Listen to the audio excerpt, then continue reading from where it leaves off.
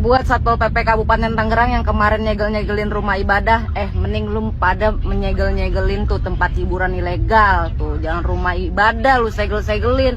Lagian lu ngapain sih nyegel-nyegelin tempat ibadah? Emang itu orang ke gereja dia pakai sound horek apa? Ha? Ngeganggu banget ibadahnya.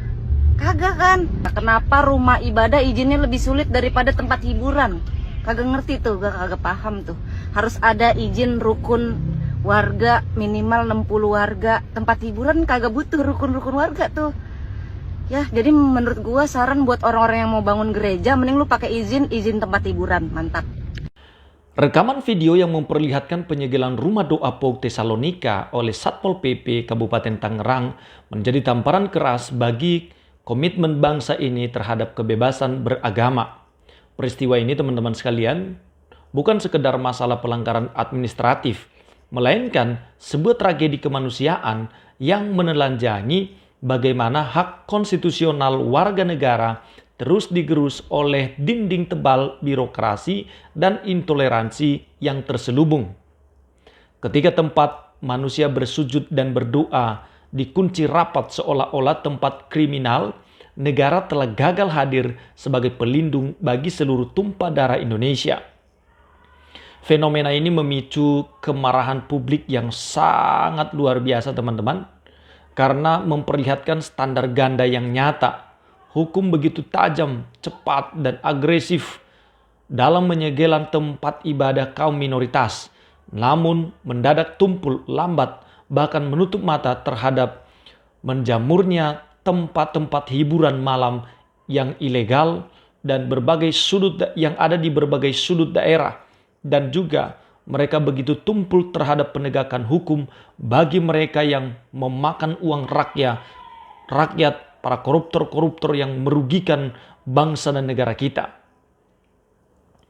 Dalam hal ini kita menegaskan bahwa kita tidak boleh lagi diam, maklum melihat administrasi negara dijadikan alat legal untuk mendiskriminasi umat beragama dan mengebiri hak asasi manusia yang telah dijamin mati oleh Undang-Undang Dasar 1945.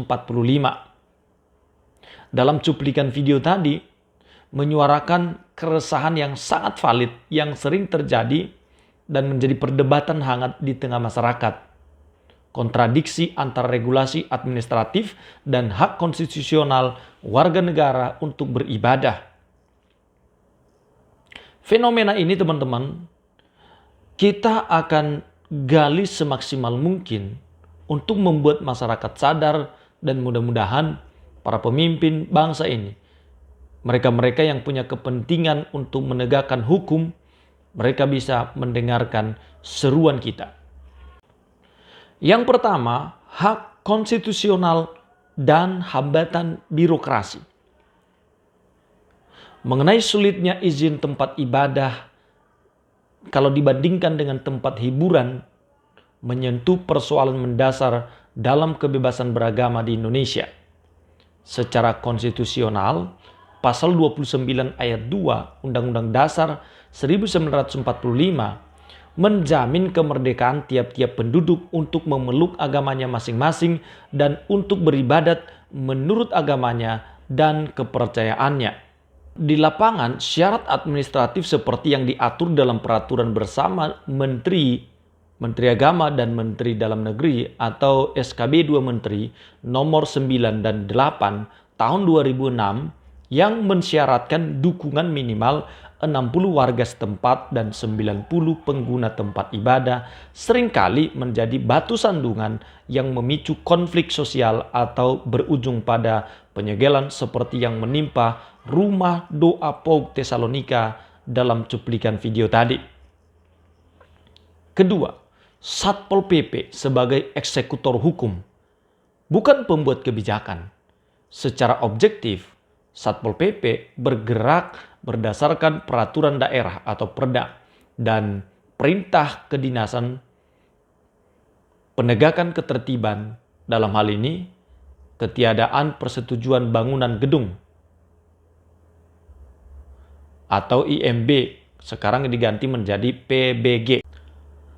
Dalam cuplikan video tadi, Kritik dari pembicara dalam video itu mencerminkan ekspektasi publik agar aparat hukum menunjukkan mengutamakan bagaimana mengelola sebuah krisis, bagaimana menyelesaikan sebuah persoalan dengan cara mengutamakan dialog atau mediasi daripada langsung melakukan tindakan represif penyegelan.